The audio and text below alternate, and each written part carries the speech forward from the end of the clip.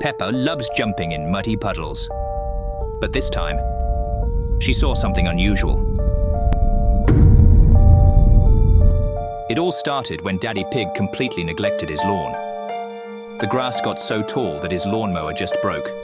He asked for help from Grandpa Pig, who was always a handyman and had a more powerful lawnmower. And soon he arrived. You know, the weather's been really rainy lately. I think there's a big puddle in this grass that you can't see. I might get stuck and need your help. George heard about a big puddle in the grass and immediately went there. His childish brain could not realize the danger.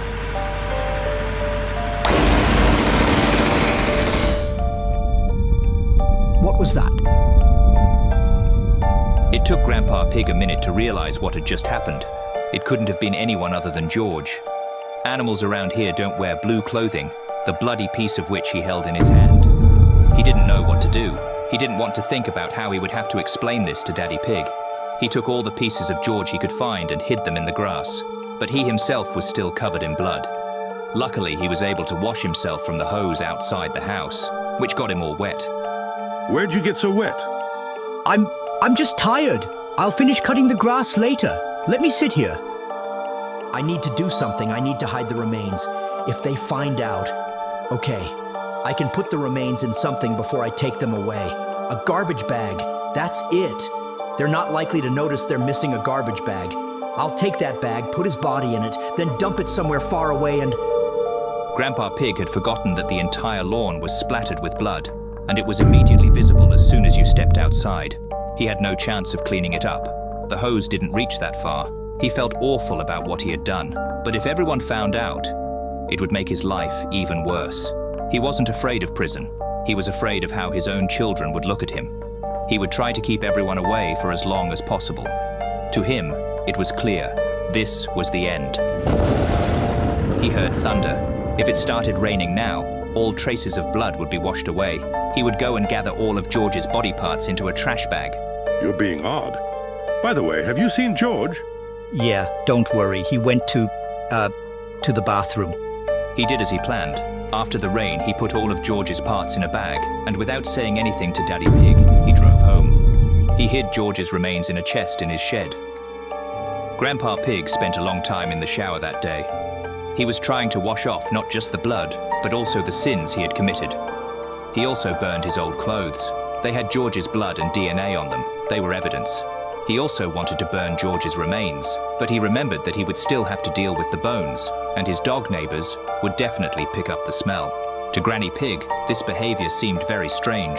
He had trouble falling asleep, but eventually slept until noon. When he woke up, he looked out the window. Granny Pig was heading straight to the shed. Yesterday, she had asked him what he had been doing there for so long, so it looked like she was starting to suspect something. He ran to her immediately and caught up just as she was coming out. She said she was just looking for the watering can. Looked like he was in the clear, for now. But Grandpa Pig decided to double-check that everything was properly hidden. That's when he discovered small pieces of George stuck between the blades of his lawnmower. If those had fallen out in front of Granny Pig, she would have understood everything instantly. Paranoia gripped him. What if he hadn't hidden all of George's pieces? There was only one way to find out. He stitched together all the parts of George, his own grandson. Oh, that was actually left in the trash bag by Peppa. And as it turned out, he had been right. Some of George's body and organs were missing. He sat for a long time thinking about it. The only explanation he could come up with was that the rain had been so heavy, the resulting streams had washed some of George's pieces away. He went to Peppa Pig's house, searched for a long time, but found nothing. Somewhere out in the world, small pieces of George are still lying around. But will anyone ever find them? Most likely the current carried them into the sewer. He needed to make sure the remaining parts were hidden. They had to be buried in the forest.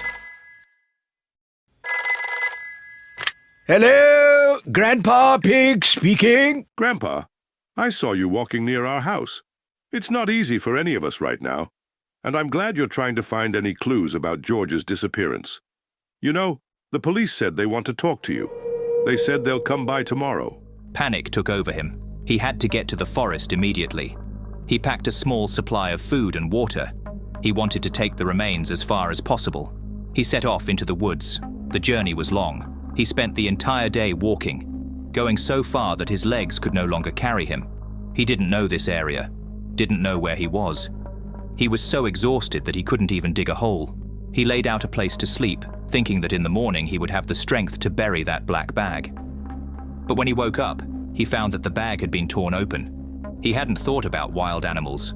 Lizards and owls had picked up George's scent and carried him off piece by piece. His whole plan had failed. There was nothing he could do now.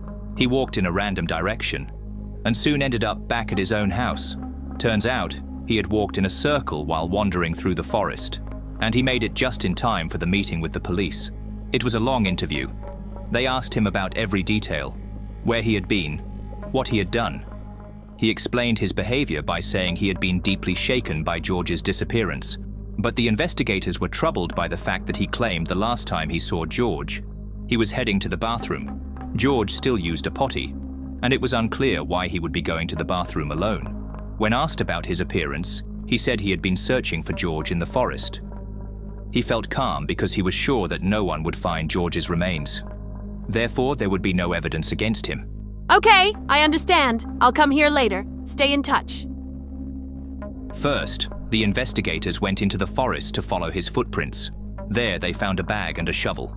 Later, Pepper came running with new evidence, a piece of George's nose. Grandpa Pig had to confess what he had done. His family rejected him. They were angry not because he had killed George, but because of his lies. Remember to like, save, and comment if you love this video.